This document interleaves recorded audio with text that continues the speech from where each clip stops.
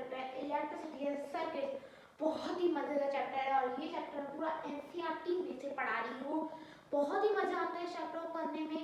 ये चैप्टर तो यहाँ से क्लास से शुरू होता है, आगे हर क्लासेस में और टफ होता जाएगा और इजीनेस खत्म होती जाएगी।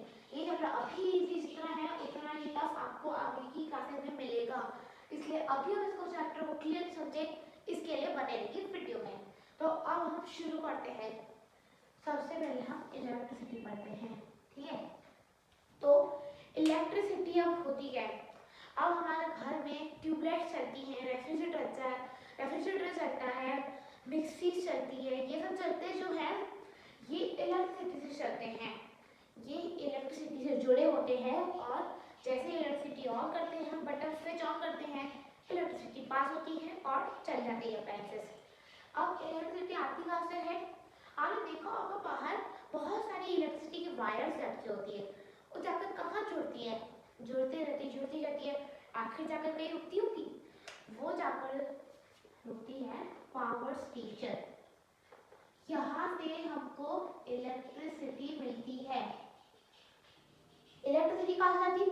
पावर स्टेशन से। पावर स्टेशन से वायर निकली होती है, वायर जाती हैं और पूरे घरों में लगाते हैं वायर्स। और वैसे तो वो वायर्स हमारे घर में ही होती हैं, पर बाकी जो दूर की हमारे जो स्ट्रीट में लाइट लगी होती है उन सब की इलेक्ट्रिसिटी तो पावर स्टेशन से आएगी, वो थोड़ा ना आएगी यहाँ पे हमारे घर से जाएगी। तो पावर स्टेशन जो है वो हमको इलेक्ट्रिसिटी देता है। अब जो पुराने ज़माने में आप देखेंगे जब हमारे पास यहाँ पे लाइट्स नहीं थी, ट्यूबलाइट्स नहीं थी, तो हम क्या करते थे? उस समय हम टॉर्च यूज़ करते थे। अब टॉर्च यूज़ करते थे, तो अभी तो यूज़ नहीं करते, अभी फ़ोन में भी आ गई है, पर पहले के ज़माने में हम लोग वो यूज़ करते थे टॉर्च। तो टॉर्च के अंदर एक बल्ब होता है छोटा सा, उस बल्ब में इलेक्ट्रिसिटी कैसे आएगी हम वो भी पढ़ते हैं। इसमें ज़्यादातर इलेक्ट्रिसिटी बल्ब में कैसे आती है और सेल के बारे में बताया, सेल के बारे में मैं आपको आगे बताती हूँ। अब हमारे टॉर्च में एक बल्ब जो होता है छोटा सा, उसके अंदर भी इलेक्ट्रिसिटी पास हो रही होती है। कैसे? वही को दिखा देते हैं।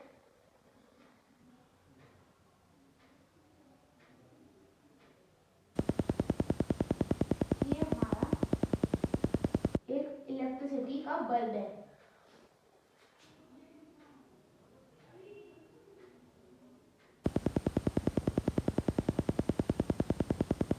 ये जो हमारा इलेक्ट्रिसिटी का बल्ब है, इसमें आप देख सकते हैं बीच में से एक फिलामेंट जा रही है। ये जो कॉइल वायर है ना, ये ये वायर है बल्ब के अंदर लगी होती, ये फिलामेंट है। फिलामेंट ही बल्ब को जलाता है। बल्ब कैसे चलता है? वो एक फिलामेंट अंदर होता है, प्रेजेंट होता है बल्ब के, उससे हमारा फिलामेंट जलता है। अब मतलब कि बल्ब में कहाँ से लाइट आई? फिलामेंट से, और टॉर्च में कहाँ से लाइट आई? बल्ब से। तो ओवरऑल फिलामेंट जो है लाइट देता है और टॉर्च में। तो अब टॉर्च को हमने समझ लिया लाइट कहाँ से आती है। अब टॉर्च में ये जो लाइट चलती है ऐसी थोड़ा ना चलती होगी, इसको कुछ सोर्स होगा, उसका सोर्स होता है सेल।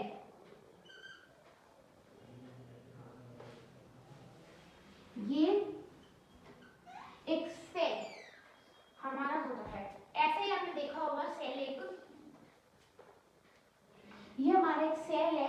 अब इसमें दो टर्मिनल होते हैं, बल्ब में भी होते हैं, वो आपको आगे बताऊंगी। इसमें दो टर्मिनल होते हैं, पॉजिटिव टर्मिनल, एक पॉजिटिव टर्मिनल और एक नेगेटिव। और यहाँ पे नेगेटिव टर्मिनल होते हैं हमारे दो टर्मिनल्स। तो ये दो टर्मिनल्स इस सेल में भी होते हैं और बल्ब में भी होते हैं। अब आप देख रहे हैं यहाँ पर मेटल की कैप है, यहाँ पे आपको लग रहा होगा एक छोटा सा पार्ट ऊपर निकला हुआ है सेल के, ये होता है पॉजिटिव टर्मिनल। ये होता है हमारा पॉजिटिव टर्मिनल। और ये मेटल डिस्क, ये डिस्क लगी हुई है तरफ, ऊपर से कैप बना हुआ है, नीचे से डिस्क है, ये होती है हमारी नेगेटिव टर्मिनल। हमारा जो मेटल कैप है वो हमारा पॉजिटिव टर्मिनल होता है और हमारा जो ये है नेगेटिव पार्ट उसमें मेटल डिस्क होती है। अब सेल क्या होता है, इसकी हम एक परफेक्ट डेफिनेशन लिखेंगे। Cell is the portable source of electricity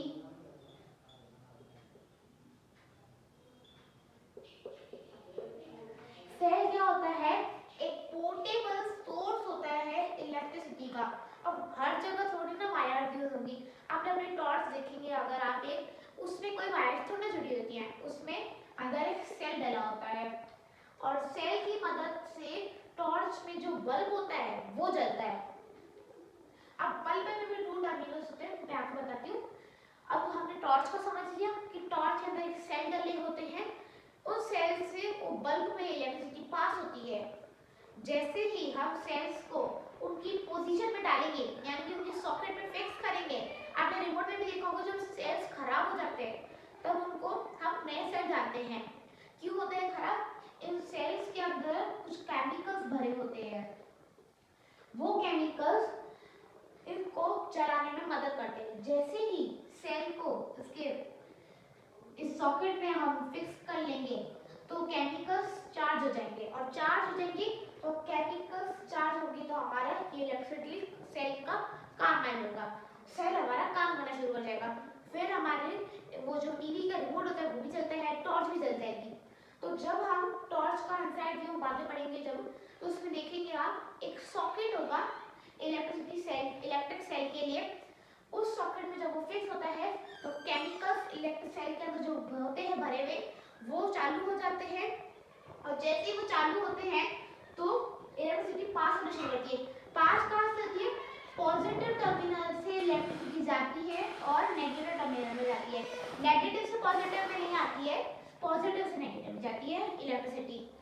तो केमिकल चार्ज हुए, पॉजिटिव से नेगेटिव में गए और फिर वो टॉर्च में डाला होगा तो टॉर्च का बल्ब चलेगा, अगर वो टीवी के रिमोट में डाला होगा तो रिमोट चलेगा।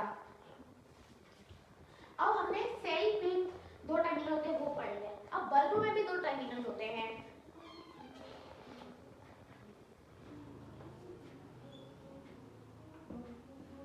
ये हमारा एक बल्ब है,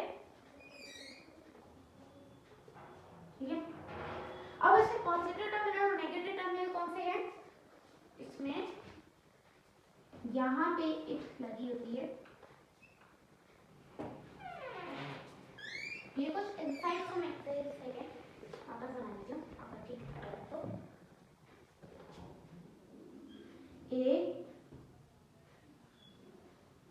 ये हमारा बल्ब है, ठीक है। अब ये जो बल्ब है इसमें ये दो एक स्टिक्स टाइप खड़ी होती है। अब इन दो में करंट कहाँ से पास होगा, जब तक ये हमारी बीच में खाली होंगी ये दो ऐसे निकली होती है। अब इसमें से करंट कैसे पास होगा, जब तक दोनों जुड़ेंगी नहीं, जब तक पॉजिटिव से नेगेटिव में जाएगा नहीं तब तक पास कैसे होगा। ये हमारी पॉजिटिव वाली है और ये हमारी नेगेटिव वाली है। तो जब तक इन दोनों जुड़ेंगी नहीं तो पॉजिटिव से नेगेटिव में जाएगा नहीं। एक बात हमेशा याद रख लीजिए, इलेक्ट्रिक करंट हमेशा पॉजिटिव टू नेगेटिव जाता है, कभी भी नेगेटिव से होकर नहीं आता है। सेल में भी हमने पढ़ा था जब तो पॉजिटिव से नेगेटिव में गया था, वो बल्ब में भी वो पॉजिटिव से नेगेटिव जाएगा, पर इनका तो जुड़ा हुआ ही नहीं है। जब तक जुड़ेगा नहीं तब तक ये पास नहीं होगा। इसलिए यहाँ पर एक कोई वायर होती है, यानी कि यूं घूमी घूमी सी वायर होती है, यूं ऐसे देखा होगा। ये जो वायर होती है इसका हम नाम देते हैं फिलामेंट। तो बल्ब का जो फिलामेंट है वो ही चलता है बल्ब में। आप गौर से अगर आप बल्ब को देखिए अपने घर में से तो उसके अंदर जो फिलामेंट होगा वो ही जल रहा होगा। अभी आप जले हुए बल्ब में से नहीं देखेंगे, बल्ब को बंद करके एक फिलामेंट जुड़ा होगा इन दो के बीच में। अब वो देखिए, अब ये यहाँ पे भी जुड़ गया, अब ये यहाँ पे भी जुड़ गया, फिर भी क्या होगा, ये वाली जो लाइन है ये जाती है पॉजिटिव वाली यहाँ पर बीच में मिडिल में जाती है, और जो नेगेटिव पार्ट होता है क्या वो बेस में जाता है बल्ब के। ये यू कनेक्टेड होते हैं, यहाँ से कोइल्ड वायर जो होती है वो यहाँ से जुड़ी होती है, यहाँ से जुड़ी होती है, फिर ये यहाँ जाकर बेस में जाती है, तो पूरा बल्ब ऐसे ग्लो करेगा। उसके बाद तो हमने बल्ब का समझ लिया, सेल का समझ लिया। सेल का हमने क्या डेफिनेशन पढ़ी थी, is a portable source of electricity, और ये यहाँ यूज होती है, वायर्स की जगह यूज होती है। तो मुझे लगता है कि आपको बल्ब इनसाइड लीड का भी समझ में आ गया होगा। अब बल्ब जलेगा कैसे, ये तो हमने दोनों लोग समझ लिए, दोनों ही अलग अलग बातें हैं। जब इनको जोड़ देंगे तब बहुत ही मजा आ जाएगा हमको। अब हम इनको जोड़ते हैं, जैसे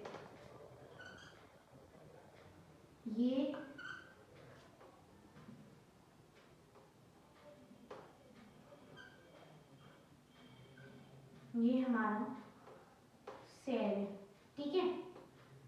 ये जो मैंने लाइन बनाई है ये केमिकल्स के लिए बनाई है, मैं इसको नोटिंग कर देती हूँ, नेगेटिव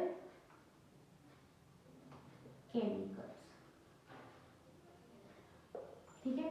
अब यहाँ से वायर निकली, यहाँ से वायर निकली, अब यहाँ पर अगर हम बल्ब फिक्स कर देंगे तो इसको इलेक्ट्रिसिटी मिल जाएगी। हमने क्या डेफिनेशन पढ़ी थी, सेल एक पोर्टेबल सोर्स है इलेक्ट्रिसिटी का, यानी कि वो किसी को भी इलेक्ट्रिसिटी दे सकता है। तो यहाँ पर अगर हम बल्ब रख देंगे तो बल्ब तो जल जाएगा। अभी भी बल्ब को वहाँ पे इलेक्ट्रिसिटी नहीं मिली थी, उसके अंदर हमें इलेक्ट्रिक सेल डला होता है, उसको हम जोड़ते हैं इलेक्ट्रिक सेल से तब वो चलता है। तो इलेक्ट्रिक सेल को अब यहाँ पे हम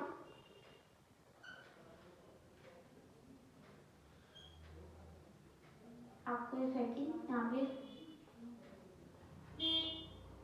यहाँ पे बेस से जोड़ा नहीं है ये वायर, इस वायर को हम यहाँ बेस से जोड़ दिया जैसे कि हमने पढ़ा था कि स्ट्रक्चर में, और ये वाला जो वायर है हमारा जाएगा इधर मिडिल में। तो देख सकते हैं ऊपर पॉजिटिव पॉजिटिव से मिलेगा, नेगेटिव नेगेटिव से मिलेगा, तभी इसके केमिकल्स चार्ज हो जाएंगे।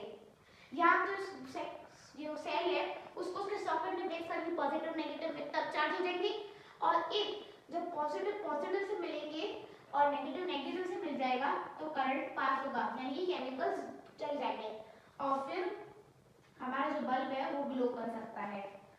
अब हमने देखा मिडिल में इसका पॉजिटिव टर्मिनल हमने पढ़ा था, पॉजिटिव नेगेटिव फिलामेंट, ये हमने देख लिया। इनका स्ट्रक्चर वापस बना के दोनों को मिलान कैसे करेंगे, मिलान होने के बाद ये क्या काम आते हैं इसका हमने समझा है। अब मैं इसको वापस एक बार रिवाइज करवा देती हूँ।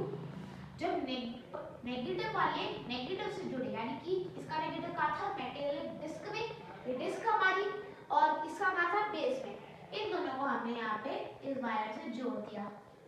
अब पॉजिटिव इसका कहा था मेटेरियल कैप पे, इसका पॉजिटिव कौन सा था, इसका पॉजिटिव था मिडिल में, तो हमने इस वायर से पॉजिटिव पॉजिटिव को जोड़ दिया, तो यहाँ पे केमिकल चार्ज हो गए और हमारा बल्ब ग्लो हो गया, ठीक है। अब ये क्या हुआ, ये जो हमने पूरा बनाया डायग्राम वो क्या हुआ, ये हमारा एक सर्किट हुआ। इसको आप ध्यान से देखिएगा, देखिए आप इसको एक बार ध्यान दें, सर्किट हुआ ये हमारा। सर्किट क्या होता है, सर्किट एक वे होता है जहां से लाइट पास हो सके, और यहाँ पे आप देख सकते हैं ये वे ही तो है, यहाँ से इलेक्ट्रिक करंट को पास होना है, तो ये हमारा एक सर्किट बन तो रहा ही है। ये जो हमारा ये सिचुएशन बन रही है ये है कि सर्किट, सर्किट क्या होती है, सर्किट एक वे होता है, एक रास्ता होता है लाइट को पास होने का। तो यहाँ से इधर लाइट पास हुई है, केमिकल ऑन हुए तो यहाँ पे पास हो गई, तो यहाँ पे जब सर्किट बन गया है हमारा, उसको क्या डेफिनेशन देंगे, अब हम उसको डेफिनेशन देंगे, circuit is the way which allows the light to pass through it। लिख लेंगे, circuit is a way of light to pass through it। अब आपको लग रहा होगा डेफिनेशन चेंज कर दी मैंने, चेंज नहीं की, बात तो वही है। Circuit is a way of light, way for light होगा, way for light to pass through it. Circuit एक ऐसा पाथ बन जाता है लाइट के लिए ताकि वो पास हो सके। इसको आप डेफिनेशन को नोट कीजिए। अब आप कभी बार देखेंगे आपका बल्ब जो है बीच में से फ्यूज हो जाता है। क्यों होता है? किसी को रीजन है पता? अगर आपको पता है तो आप कमेंट सेक्शन में लिख के बताइए मुझे क्यों हो जाता है। तो मैं आपको बता देती हूँ एक रीजन बल्ब का फ्यूज होने का, वो होता है ये हमारा बल्ब है,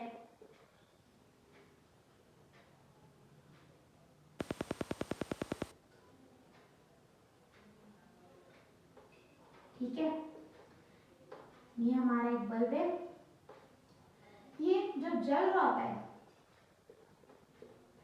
अचानक से क्यों ये बंद हो जाता है जलना? वो इसलिए ऐसा होता है क्योंकि एक वजह होती है फिलामेंट का ब्रेक होना। इसमें आप देख सकते हैं फिलामेंट ब्रेक हो गया, पर नॉर्मल बल्ब में क्या होता है? नॉर्मल बल्ब में फिलामेंट यूं होता है। नॉर्मल बल्ब में हमारा जो फिलामेंट होता है वो जुड़ा होता है, पर यहाँ पर ब्रेक हो गया। क्यों? जब इलेक्ट्रिक भी पास कभी नहीं हो पा रही है इसमें, क्योंकि यहाँ पे फिलामेंट टूटा है। एक रीजन हम ये ले सकते हैं कि यहाँ पे फिलामेंट टूट गया है। अब ये पॉजिटिव ये नेगेटिव पास दोनों जुड़े होंगे तभी तो ये जुड़े इलेक्ट्रिसिटी पर जलेगा। तो यहाँ पर भी फिलामेंट टूट गया, हमारा फिलामेंट टूट गया तो ये बल्ब नहीं जलेगा। और ये हमने बल्ब का देख लिया फ्यूज होना, इसको कहते हैं बल्ब फ्यूज्ड हो गया, बल्ब नहीं जलेगा। तो अब सेल्फ में जलता है। रिमोट में कभी कभार सेल्फ काम नहीं करता है तो जो रिमोट में बटन होते हैं वो भी नहीं जलते हैं। सेल्फ इसलिए काम नहीं कर पाता क्योंकि ये अब जैसे हमारा सेल हो गया, इस सेल में जो केमिकल्स भरे होते हैं, अब कभी का कभी तो केमिकल्स खत्म हो जाएंगे। जब वो केमिकल्स खत्म हो जाते हैं तब सेल में जलना बंद हो जाता है। यानी कि अभी ये जो केमिकल्स हमने पढ़ा था कि ये ऑन हो जाएंगे अगर, तो फिर इलेक्ट्रिसिटी पास कर सकेंगे अगर ये जॉइंट होंगे कहीं से, या सॉकेट से या फिर बल्ब से। तो अभी इसके केमिकल्स खत्म हो गए, यूज हो गए सारे के सारे, तो अब ये सेल किसी काम का नहीं आएगा, ये नहीं जलेगा। इसलिए अब उनको बोलते हैं कि नया सेल लगाएं क्या हम, समझे? तो ये हो गया। अब हमने सब पढ़ लिया, अब हम ये पढ़ेंगे फिलामेंट बंद किससे होती है। जो हमने कोइल्ड वायर थी, इस वायर को हम बनाते हैं टंगस्टन से। ये बनी होती है टंगस्टन मटेरियल की। टंगस्टन एक ऐसा मटेरियल जिससे ये फिलामेंट बनी होती है। आप उसको नोट कर लीजिए, फिलामेंट लिख लेती हूँ। Filament is made up of tungsten। इसको आप नोट कर लीजिए।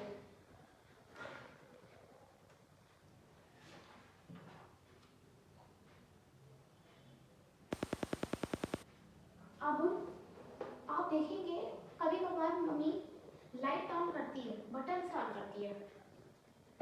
जब बटन से ऑन करती है लाइट, हमारी ट्यूबलाइट जल जाती है। क्यों? स्विच में ऐसा क्या जादू है कि उसको ऑन करते हैं तो लाइट जल जाती है। स्विच एक ऐसा डिवाइस होता है जो या तो करंट को पास होने के लिए होता है या तो करंट तोड़ने के लिए होता है। अब अगर पूरा सेल है उसको बल्ब से जोड़कर रखेंगे, बल्ब जलता जाएगा जलता जाएगा जलता रहेगा और सारे केमिकल्स खत्म हो जाएंगे सेल के भी। तो उसको रोकने के लिए हम एक स्विच लगाते हैं। आप घर में देखेंगे बहुत जगहों पर स्विच लगे होंगे। जैसे आप स्विच ऑन करते हैं आपका बल्ब ऑन हो जाता है। वो क्यों होता है?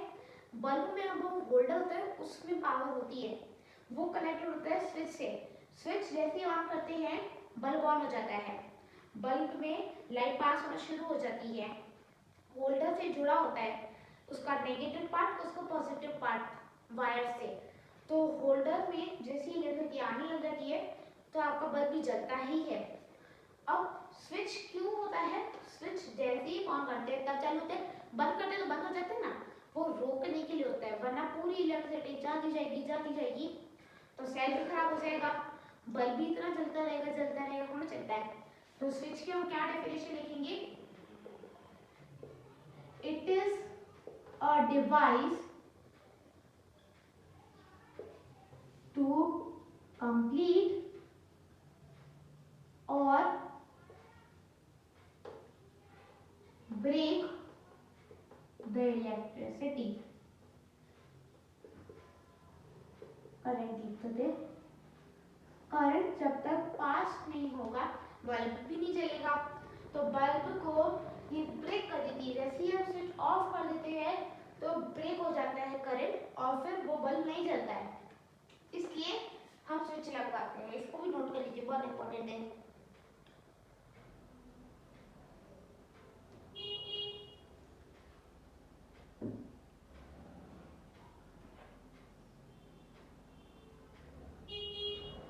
तो ये हमने स्विच भी पढ़ लिया, स्विच होता क्या है, सर्किट भी पढ़ लिया। करंट क्या होता है? करंट इलेक्ट्रिसिटी का बोल सकते हैं, वही बात हो गया, बात वही होगी इलेक्ट्रिक करंट भी। स्विच तो हमने पढ़ लिया, सिंपल सा डिवाइस है, ब्रेक या कंप्लीट करने के लिए बनता है। करंट क्या होता है? इलेक्ट्रिक करंट होता है, जैसे इलेक्ट्रिसिटी पास होना है, इलेक्ट्रिसिटी बोले या इलेक्ट्रिक करंट, बात तो वही पड़ती है, इलेक्ट्रिक करंट भी वही होता है। अब हम कंडक्टर्स एंड इंसुलेटर्स पढ़ेंगे। हम पहले कंडक्टर्स और इंसुलेटर्स पढ़ेंगे। कंडक्टर क्या होते हैं, कंडक्टर्स क्या होते हैं और इंसुलेटर्स क्या होते हैं वो हम पढ़ते हैं। कंडक्टर्स होते हैं जो जैसे कुछ मटेरियल्स हैं, अब आप लीजिए प्लास्टिक है, वो क्या कंडक्टर इंसुलेटर, वो हमारा इंसुलेटर होता है। इंसुलेटर क्या होता है? इंसुलेटर होता है ऐसा मटेरियल जो हमारा जैसे शॉक लग जाता है तो क्या बोलते हैं कि किसी वुड के सामान को पकड़ो, किसी रबर के सामान को पकड़ो ताकि आपको शॉक ना लगे। अब जो इंसुलेटर होते हैं वो करंट को ब्रेक करने के काम आते हैं। इंसुलेटर्स ऐसे मटेरियल होते हैं जिनमें से करंट पास नहीं हो पाता। रबर आप पकड़ कर रखोगे और फिर स्विच को ठीक करोगे तो आपको करंट बिल्कुल भी नहीं लगेगा। आपने इलेक्ट्रिशियंस को देखा होगा, रबर ग्लोव्स पहन के ही आपके अप्लायंसेस को ठीक करने आते हैं। क्यों? क्योंकि उनको करंट ना लगे इसलिए रबर बेकार है, रबर एक इंसुलेटर है। तो इंसुलेटर्स कौन हो गए? इंसुलेटर्स भी बोल सकते हो बैड कंडक्टर्स। इंसुलेटर बातें बताओगे बैड कंडक्टर्स, वो हो गए इंसुलेटर। कंडक्टर्स क्या होते हैं? जो मटेरियल इलेक्ट्रिसिटी को पूरा पास होने दे देते हैं। जैसे कौन से होते हैं इलेक्ट्रिक कंडक्टर्स? पहले हम इंसुलेटर्स की डेफिनेशन लिखते हैं यहाँ पर। इंसुलेटर्स क्या होते हैं? materials which do not allow electric current to pass through them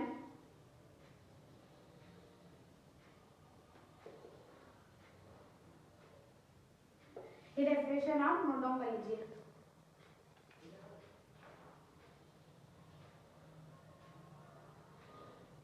तो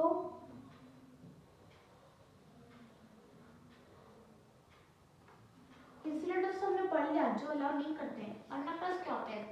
कंडक्टर्स होते हैं जो अलाउ करते हैं, डेफिनेशन वही रहेगी बस डू नॉट हटा देगी, ये डेफिनेशन हम लिखेंगे। तो कंडक्टर्स कौन कौन से होते हैं? एक ह्यूमन बॉडी खुद, आप अगर बिना रबर ग्लोव्स पहने ऐसे अप्लायंसेस ठीक करेंगे तो आप एक कंडक्टर इलेक्ट्रिसिटी के, आपके पूरे शरीर में फ्रॉम हेड टू टो पूरा इलेक्ट्रिक का शॉक पूरा पास हो जाएगा।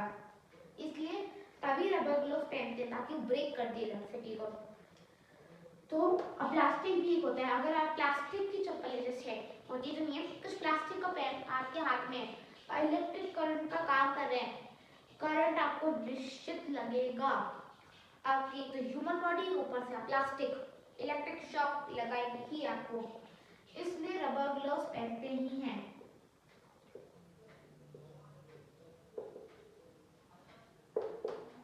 Materials which allow electric current to pass through them। ये मटेरियल्स अलाउ करते हैं और वो मटेरियल्स अलाउ नहीं करते हैं। एग्जांपल लिखते हैं, इंसुलेटर्स के लिखते हैं,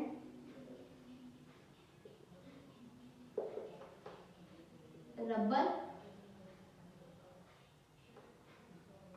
एक तो रबर हो जाता है हमारा इनका इंसुलेटर। आप डेफिनेशन लिखिए, एक एग्जांपल ये लिखिए, हम दो एग्जांपल ये पढ़ेंगे। एक रबर होता है,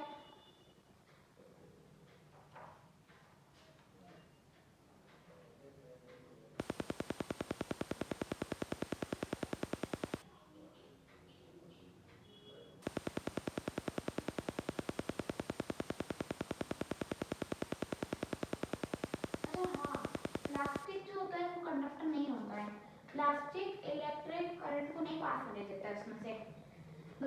एक वुड भी लिख सकते हैं, वुड भी नहीं पास होने देती। और कंडक्टर्स कौन से होते हैं? सबसे बुरा कंडक्टर तो होता है एक, सबसे बुरा एक वो होता है हमारी ह्यूमन बॉडी। ह्यूमन, ये आप लिखिए पहले, बहुत ही इंपॉर्टेंट है, इसको अंडरलाइन करके लिखिए एकदम।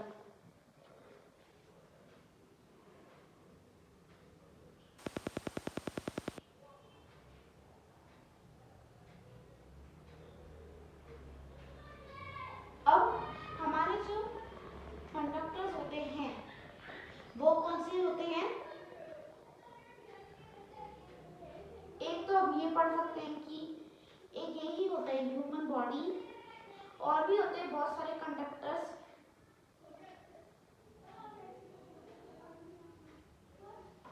तो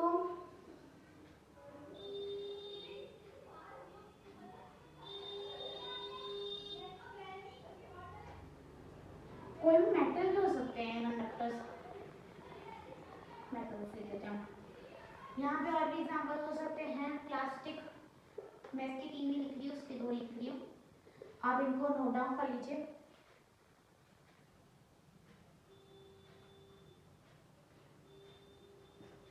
अब एक टॉपिक जो है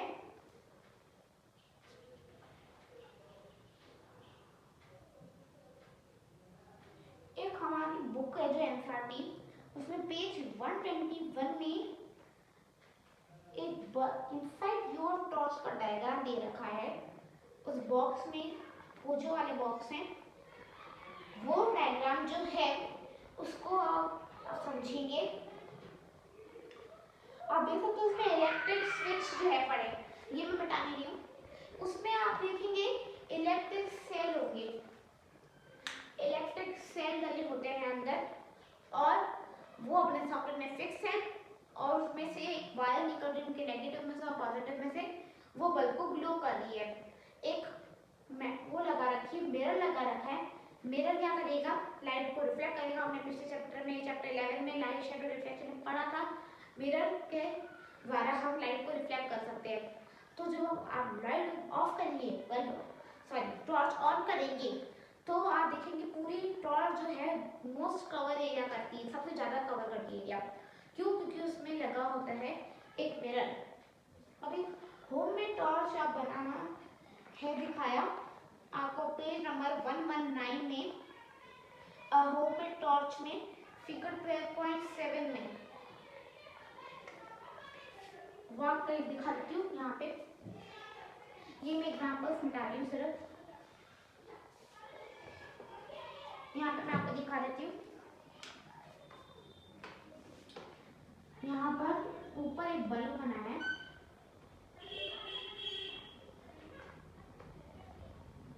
ये हमारा बल्ब है,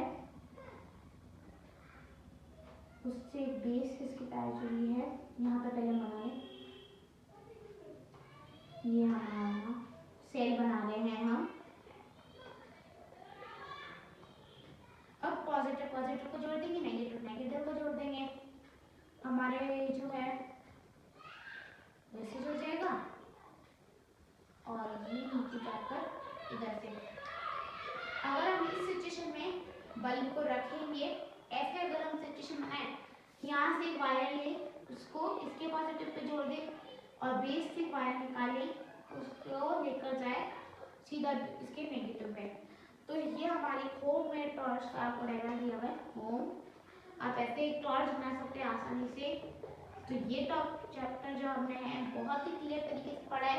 हायर क्लासेस में ये इससे भी टफ आएगा आपको, इसलिए ये चैप्टर बहुत ही क्लियर रखना होगा।